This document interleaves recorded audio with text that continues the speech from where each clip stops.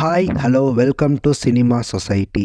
இன்றைக்கி நம்ம சினிமா சொசைட்டியில் என்ன பார்க்க போகிறோம் அப்படின்னா, பிரபாஸ், பிருத்விராஜ், ஸ்ருத்திகாசன் நடித்து இன்றைக்கி தேட்டர்ஸில் ரிலீஸ் ஆகி இருக்கிற சலார் படத்தோட ரிவ்யூ தான் பார்க்க போகிறோம். நம்ம சேனலை நீங்கள் இன்னும் சப்ஸ்கிரைப் பண்ணலைன்னா மறக்காமல் சப்ஸ்கிரைப் பண்ணி சப்போர்ட் பண்ணுங்கள். இப்போ வாங்க வீடியோக்குள்ளே போகலாம்.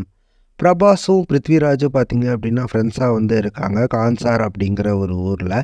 ஒரு கட்டத்தில் பார்த்திங்க அப்படின்னா பிரபாஸ் இந்த கான்சாரை விட்டு வெளியில் வர நிலமை வருது. அப்புறம் கொஞ்சம் வருஷம் கழித்து பிருத்விராஜுக்கு ஒரு பிரச்சனை வருது. அந்த பிரச்சனையை தீர்க்கறதுக்காக பிரபாஸ் உள்ளே வராரு. அதுக்கப்புறம் பார்த்திங்க அப்படின்னா 2 பேரும் எதிரியாக மாறிடுறாங்க.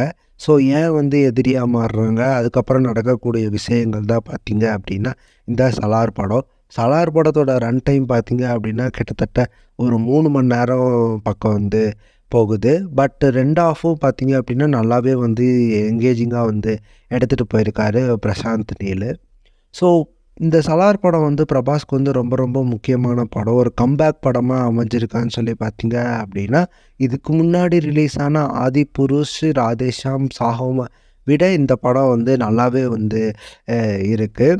ஸோ ஆக்டிங் வைஸ் பார்த்திங்க அப்படின்னா பிரபாஸும் சரி பிருத்விராஜும் சரி அவங்களுக்கு கொடுக்கப்பட்ட ரோலை நல்லாவே பண்ணியிருக்காங்க.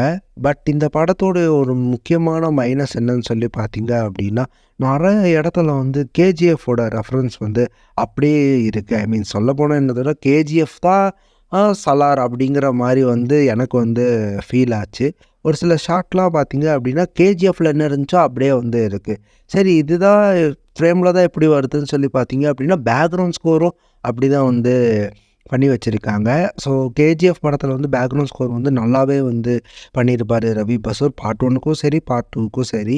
பட் சலார் படத்தில் அந்த கொடுத்த பெஸ்ட்டை பண்ணலையோ அப்படின்னு சொல்லி எனக்கு ஃபீல் ஆச்சு. ஸோ மித்தபடி படத்தோட எடிட்டிங் ஆகட்டும், சினிமோட்டோகிராஃபி ஆகட்டும் எல்லாமே நல்லாவே பண்ணியிருக்காங்க. டெக்னிக்கல் வைஸாக பார்த்திங்க அப்படின்னா இந்த படம் ஒரு ஸ்ட்ராங்கான படமாக இருக்குது. பட் ஸ்டோரி ஸ்க்ரீன் ப்ளே வைஸில் பார்த்திங்க அப்படின்னா எல்லாமே ப்ரெடிக்டபிளான ஸ்டோரியாக தான் இருக்குது. ஸோ இவங்க பேசாமல் இதை ஒரு பார்ட் 1 பார்ட் 2 ரிலீஸ் பண்ணுறத விட ஒரே படமாக ரிலீஸ் பண்ணியிருக்கலாம். ஸோ பார்ட் 1 வந்திருக்கு. பார்ட் 2 எப்போ வரும்னு சொல்லி தெரியல. வெயிட் பண்ணி பார்க்கலாம்.